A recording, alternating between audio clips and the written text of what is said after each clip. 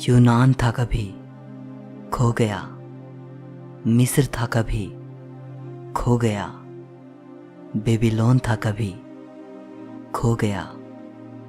कितनी सभ्यताएं आई और चली गई, लेकिन भारत, जिसकी परंपरा इतनी पुरानी होने के बावजूद भी आज भी अपना अस्तित्व बनाए हुए है। मार्क ट्वेन लिखते हैं, भारत मानव जाति का पालना है। ये वो स्थान है जहां मानव भाषा का जन्म हुआ। भारत की धरती मानव इतिहास की माँ है। ये महान गाथाओं की दादी है और परंपराओं की परदादी है। भारत मानव इतिहास की सबसे कीमती और सबसे रचनात्मक चीजों का खजाना रहा है। इस वीडियो में हम भारत के प्राचीन इतिहास से जुड़ी 7 इंटरेस्टिंग बातें जानेंगे।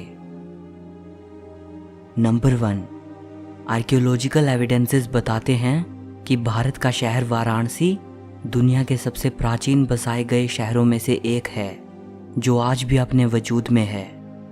इसे बनारस भी कहा जाता है और ऋग्वेद में इसे काशी कहा गया है। वैसे बनारस को कम से कम 3000 साल पुराना माना जाता है, लेकिन हिंदू मिथोलॉजी के अनुसार भगवान शिव ने 5000 साल पहले इस शहर की स्थापना की थी। और आपको जानकर हैरानी होगी कि जब 2500 साल पहले भगवान बुद्ध काशी आए थे, उस वक्त भी इसे द एंशिएंट सिटी कहा जाता था।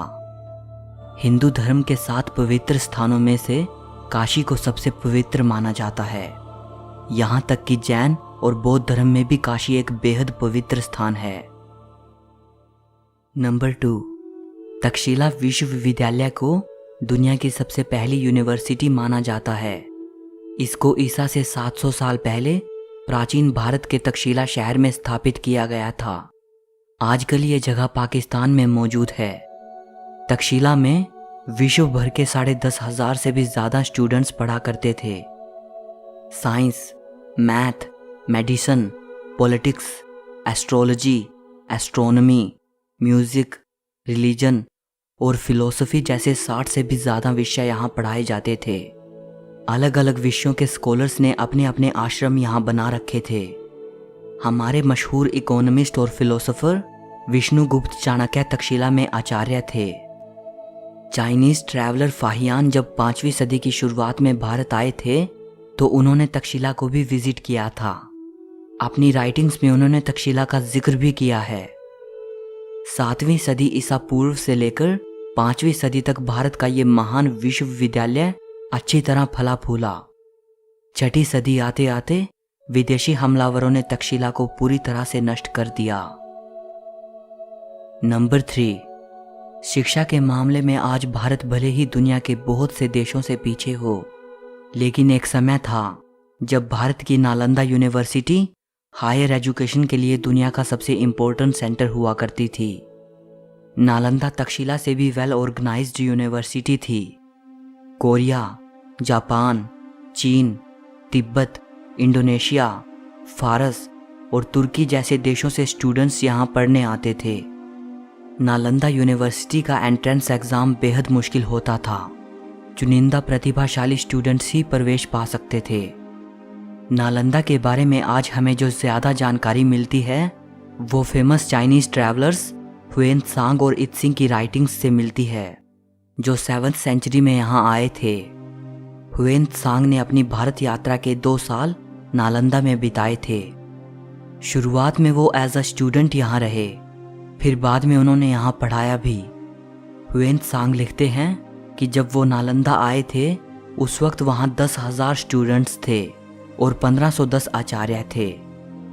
ये अनुमान लगाया जाता है कि एक समय में हमारे ग्रेट मैथमेटिशियन आर्यभट्ट नालंदा के हेड थे। नालंदा में हजारों स्टूडेंट्स और स्कॉलर्स के अध्ययन के लिए एक विशाल लाइब्रेरी थी।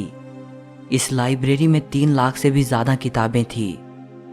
12वीं सदी के अंत में तुर्की हमलावर बख्तियार खिलजी ने नालंदा को जलाकर पूरी तरह नष्ट कर दिया।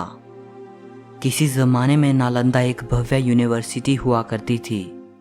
आजकल बस उसके खंडहर ही शेष बचे हैं।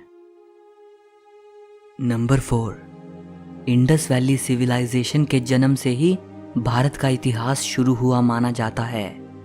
ये दुनिया की 3 सबसे प्राचीन सभ्यताओं में से एक थी, मेसोपोटामिया, एंशिएंट इजिप्ट और इंडस वैली सिविलाइजेशन।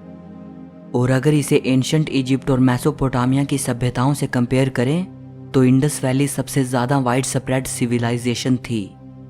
अगर इंफ्रास्ट्रक्चर और टाउन प्लानिंग की बात करें तो इंडस वैली सिविलाइजेशन उस समय के लिए एक बेहद एडवांस्ड सभ्यता थी। सिंधु घाटी सभ्यता के बारे में ये माना जाता है कि यह सभ्यता 3300 ईसा पूर्व से लेकर 1300 ईसा पूर्व तक अस्तित्व में थी। लेकिन नई डिस्कवरीज ये बताती हैं कि यह सभ्यता कम से कम 8000 साल पुरानी हो सकती है। 1920 तक हमें इस सभ्यता के बारे में कुछ भी नहीं पता था। 1920s में जब इंडिया के आर्कियोलॉजिकल डिपार्टमेंट ने इंडस वैली में खुदाई की तो वहाँ इस सभ्यता के 2 पुराने शहरों मोहेंजोदारो और हड़प्पा के अवशेष मिले थे। इसके बाद ही हमें इंडस वैली सिविलाइजेशन के बारे में पता चला।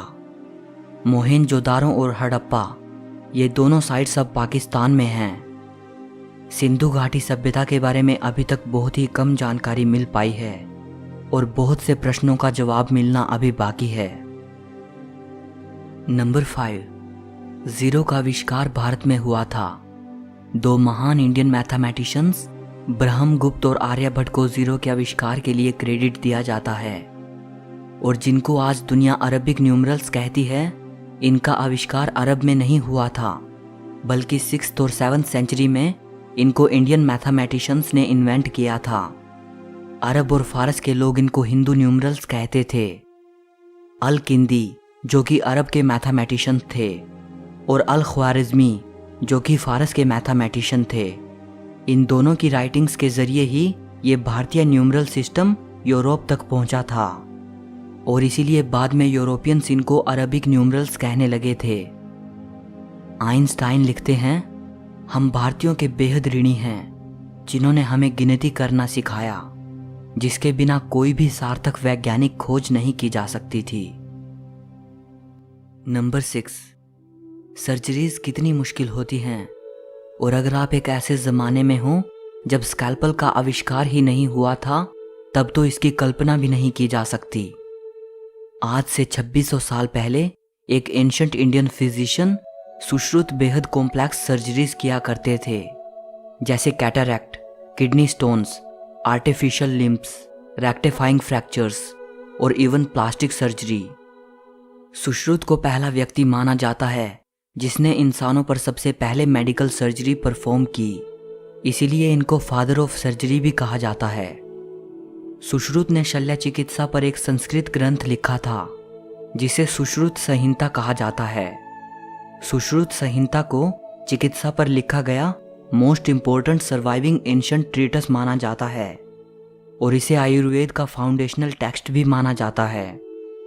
सुश्रुत संहिता में 184 चैप्टर्स हैं जिनमें जिक्र मिलता है 1120 बीमारियों का, 700 मेडिसिनल प्लांट्स का, 64 प्रेपरेशंस फ्रॉम मिनरल सोर्सेज और 57 preparations based on animal sources.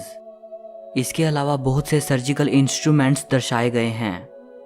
8वीं सदी में सुश्रुत के इस महान ग्रंथ को किताब शाह शुन अल हिंदी नाम से अरबी भाषा में भी ट्रांसलेट किया गया था।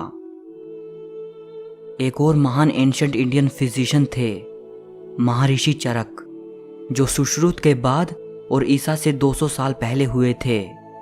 इनकी शिक्षा तक्षशिला में हुई थी। चरक को पहला फिजिशियन माना जाता है जिसने डाइजेशन, मेटाबॉलिज्म और इम्यूनिटी के कॉन्सेप्ट को सामने रखा। महर्षि चरक की मेडिकल ट्रीटस चरक संहिता को आयुर्वेद की एनसाइक्लोपीडिया माना जाता है।